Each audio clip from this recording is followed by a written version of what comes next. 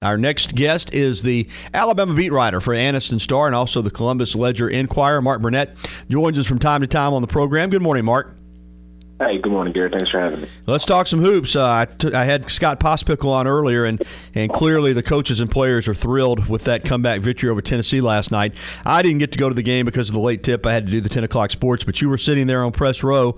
I'm curious, among the media members, when Tennessee jumped out 15 in the second half, did you think it was just about over? I actually watched it on television for Mobile. I'm down here for the Oh, you're at the Senior Bowl. Well, good. We'll get into more of that. But when we're just watching it on television, was your perception kind of like mine that, man, this thing's about to get ugly? Yeah, definitely. I mean, Tennessee won a real flurry there. You knocked out back-to-back threes to push it to 15.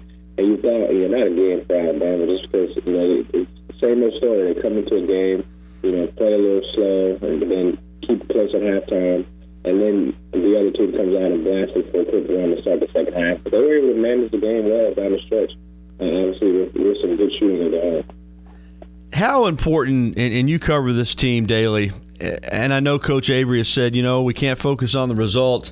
You have to go out and play each game, try to put 40 minutes together, and I do think his team is bought in. But still, the bottom line is they were 1-5 in the conference coming in last night. They lost 3 games in a row. How big do you think it was for this basketball team to get a win? Well, I think it was huge. Number one, you do it against a rival. Number two, you do it at home. But also just for morale, I get it. Every team wants to talk about how you don't focus on the results. But at the end of the day, it's about wins and losses, and especially for these 18 to 22-year-old players. The last thing you want them to do if you're a coach is to see themselves failing in a sense in terms of, losing some of those close games. They probably should have beat LSU. I thought they had them, where they wanted them, but let that game slip away. But this time they were able to close out one of those close games down the stretch. So that's obviously shows you that they may have learned something from these last few losses that they had. Mark, I was kidding with Coach Scott Pospickle, and I said, we talk about the SEC being a grind. They sure didn't let Alabama enjoy that South Carolina win for long, did they? They got to turn right back around just a couple of weeks after knocking off the Gamecocks and travel to Columbia on Saturday. I certainly don't want to say Alabama can't go in there and win, but that looks like a pretty tough one on paper. Oh, definitely. I mean, I'm still surprised Alabama beat them the way they did. I get that this game was at home, but also South Carolina, an undefeated team, ranked very high at the time. But Alabama just kind of smacked them around. And Frank Martin's going to have that one, circle and tell his players, hey, you let these guys sort of embarrass you, in a pretty big-time game. But I think South Carolina will definitely be ready. Avery Johnson said they're probably one of the more physical teams, in the conference. I think you expect a physical game, another one of those grinded out, maybe a low-scoring game there.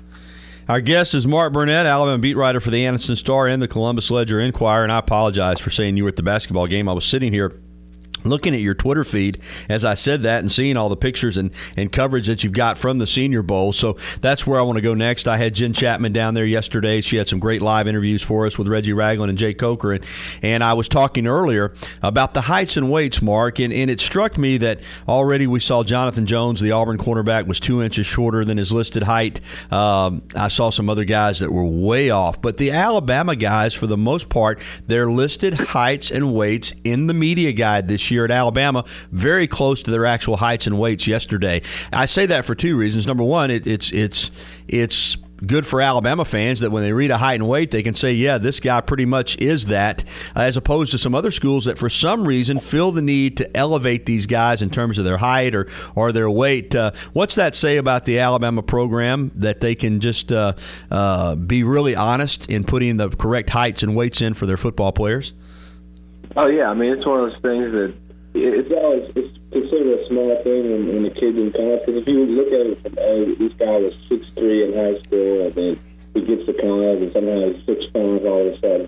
And then when he actually checks in for an actual weigh-in, he's like 6 foot. So it's like, it's one of the things that, there's no need for all the trickery. I mean, eventually he's going to get exposed, at places like this or the NFL Combine where they're sort of the players on their microscope. So it's no point of, all the trickeration and things like that. But if you're 6 foot, you're not going to all of a sudden be 6'3". It's just one of those things where I think teams do a little silly with it sometimes. Mark, did you get to watch practice yesterday?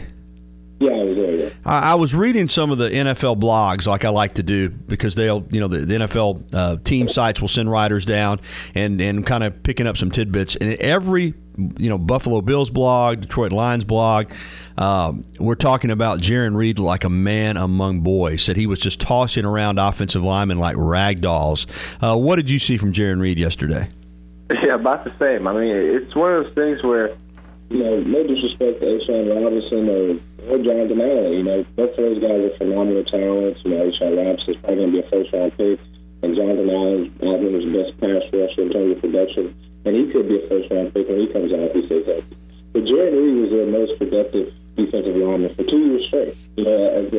As his junior college transfer, he comes in with 55 tackles, and then this past year he has 57, and he had a huge string of games where he had 5 tackles. I think it was like maybe 8 or 10 games or something like that in a row where a defensive lineman has 5 tackles, and you really just don't see that. No, you don't. He is a man amongst boys. I mean, he's so strong. He's so physical, and he has that short area quickness. He can collapse the pocket. He may not, he's not a guy who's going to line up and get after the passer on every down, but I think he can really push the pocket and make things tough on opposing quarterbacks. He's going to be physical against the run just because that's in his nature. And I think he's going to be a great pickup for whichever team grabs him, probably in the first round. Mark, a lot's being made of Reggie Ragland working at outside linebacker yesterday, but you and I, people that cover the team, yeah, he was a great inside backer for the Tide, but this isn't new for him. I say a lot, but on numerous occasions this year, on third down, Alabama would put him on the edge, even in a 3-point stance, let him come off the edge in pass rushing situations. I mean, we know he's a versatile player, so this is really not a stretch to put Reggie out there, and he's a guy that when he gets to the NFL, he can probably play inside and outside, right?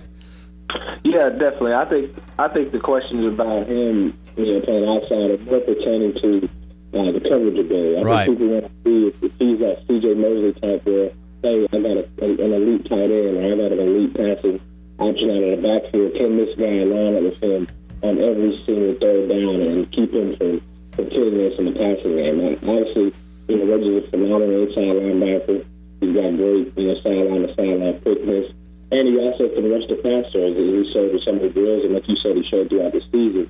And I think teams just probably want to see more consistency with him in terms of covering out of the backfield. I think a lot of times this year, on some of those third down situations, Alabama would move him down as a pass rusher and then kind of use Reuben Foster as sort of the third down linebacker to cover backside of the backfield. So I think that's probably the only thing about Ryan. I think he's going to be a first-round pick. I mean, if you just look at the guy, just put on his film, it was one of those things where I know a lot of times scouts say these things, and, hey, I want to see this guy do this, or if he doesn't do that, we're not taking him. He's one of those guys. Just put on the film. The tape doesn't lie. I mean, he's a phenomenal player. I think he'll probably go in that 14 or probably 22 range in the first round. Marq Burnett, Alabama beat writer for the Anniston Star, joining us here. He's at the Senior Bowl. Jake Coker is a big man. Forget quarterback. He's just a big man. And he's down there at the Senior Bowl. 8 quarterbacks this year. And you don't expect to see one quarterback as big as Jake Coker. Heck, there's 2 of them at this game. Carson Wentz from North Dakota State, almost as big as Jake. I guess when you watch the quarterbacks line up for weigh-ins, and I know all these are really good players, but those 2 physically seem like, they're much bigger than the other quarterbacks there. Yeah, particularly for Coker, I think that's one of the things that could help him is that he has that size and sort of the natural build of a guy who could stand in there. He's a tough kid. He's shown he can take some hits. He's shown that he can escape, some of the pass rush and stuff like that. So I think that athleticism and that size are really going to help him going forward. I was talking to Phil Savage on the first day down here, and he said the biggest thing for Coker is that he's going to have to flash, which means make some of those big throws to show off that big arm, just to have one team say, okay, we'll take a chance on this guy. And he's obviously going to be a developmental player where you draft him maybe late round and then you stick him on the bench and just sort of rebuild him from the ground up almost, just because he doesn't have any experience. I mean, I know this year, if you watch how he played at the beginning of the season where he was sort of forcing some throws, but then at the end of the season he wasn't turning it over, that just comes from game reps. Mm-hmm. And once he's able to get some preseason reps under his belt, practice against the NFL defenses every day, and sort of learn more of an NFL system, I think he'll be fine. He could be down the road, if he puts it all together, we can look back on this draft as one of the potential steals for whichever team gets. Well, Mark, I know one of the highlights on Tuesday of Senior Bowl week is the annual visit by Alabama head coach Nick Saban and his pilgrimage onto the practice field, where he is just mobbed by media members. But you guys did get an opportunity to talk with him, and in fact, I'm on the Anniston Star website right now reading your story on Tony Brown, and I don't think any of us are surprised that he's going to get another shot. But I do want to ask you, you've got Coach Saban's quote in here that he is back with the team right now, but he's facing some future suspensions. Saban didn't elaborate. Do you have any idea what that might be in regards to? It's one of those situations where, with Nick, he wants to help these players. He wants to keep them around. He doesn't want them to say, I know a lot of people talk about him and say, hey, different things. He's a tough coach and things like that. But he really loves these guys, and I think he understands sometimes the different backgrounds these guys come from and things like that. So I think he really genuinely wants to help the players. But at the same time, he doesn't want it to be easy on them, in terms of, hey, you do something, I suspend you, I got to have some consequences. So it's going to be, some physical tests and different things like that, some extra study hall out, a ton of different things that he's going to have to go through, and probably also going to have to, stand before the team's leadership council and let them, decide his fate in terms of, when he can come back with the team. But Tony Brown, obviously, one of the more talented players on the team. Look at him physically, probably pound for pound, the best athlete on the team. He's just got to put it all together off the field, and I think if he can do that, he'll be fine going forward. In this draft breakdown and all the mock drafts that we have, all these Alabama players have been analyzed and dissected, and we know the ones that are expected to be drafted and could be 3 or 4 first-rounders again, several more in the first 3 rounds of the draft. But there are some seniors on this Alabama team that are overlooked, and I want to ask you about 3 guys, and while you're down there, if you've heard any feedback on them, even though they're not at the Senior Bowl and may not be in any of the All-Star games. Dominic Jackson, the offensive tackle, Darren Lake, the big nose tackle that is a space eater and might could fit in with certain teams, as a first down run stopper, and Denzel Duvall, the very productive outside linebacker for Alabama. Those 3 seniors, have you heard anything, or have you checked into their possibilities of having a pro career? Because I know they're not getting near as much ink as all the more highlighted seniors and the 2 juniors that are coming out for Alabama. Not a ton with those guys, but just from what little I have heard, Dominic Jackson, he's still considered, very, very raw in terms of pass protection. Actually, he came from the junior college. He came from pretty much just ran the ball every play, and then he only had the 1 year of starting experience at Alabama. Where especially if you look at that Clemson game, playing against some elite defensive end talent, struggled. So that's probably the last thing you want to put on film in terms of your last game in college. You have if you think about it, you're going against an NFL level talent there. You just kind of getting hit. Obviously everybody gets beat, but he got beat pretty bad.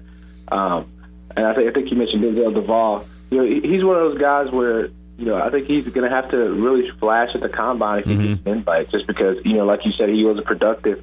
But in terms of pass rushing, though, which he would have to play an outside linebacker spot, he had not since his sophomore year did he really have a huge breakout number in terms of sack production. Right. He's really good at setting the edge, but if I'm going to sign you as an outside linebacker, I need you to be able to get to the quarterback and and really disrupt him. And I can't remember the third guy. I want to ask you about Darren Lake. Your thoughts. You've watched him like I have for 4 years, and I know he's never been a full-time player at Alabama, but he's big, he's strong, he is a space eater. He factored in games against teams like Arkansas and LSU. We see the NFL becoming more and more specialized, and a lot of these teams, they will have those inside run plugger guys for first and second down type situations. Do you think, probably as a free agent, but do you think he'll have a chance maybe to get into a training camp and stick on a roster? Yeah, I think he's probably going to have to work his way in as a free agent. The problem is, there are some situations where they have specialty guys, but nowadays you're getting guys like a Jordan Reese, for example, you can count on to be a 3-down lineman. Mm-hmm. He's a big guy who can take up space. He can also push the pocket some. So it's a little bit tougher on guys like Lake who kind of only do one thing. Unless you're an elite pass rusher, I think that's the one area where you say, hey, maybe this guy can't play first or second down all the time, but he's so good at rushing the passer. We'll definitely take a chance on him, and I think that's probably going to be the thing against Lake. But Yeah, you never know. That's what happens once a guy get into camp. You know, once he sort of dedicates himself to changing his body around, and it shows what kind of motor he could have. Marq Burnett's been our guest. You can read him in the Anniston Star or on the Anniston Star website, and follow him on Twitter at Marq_Burnett. That's at MARQ_BURNETT. Thank you, Marq. Yeah, I appreciate it.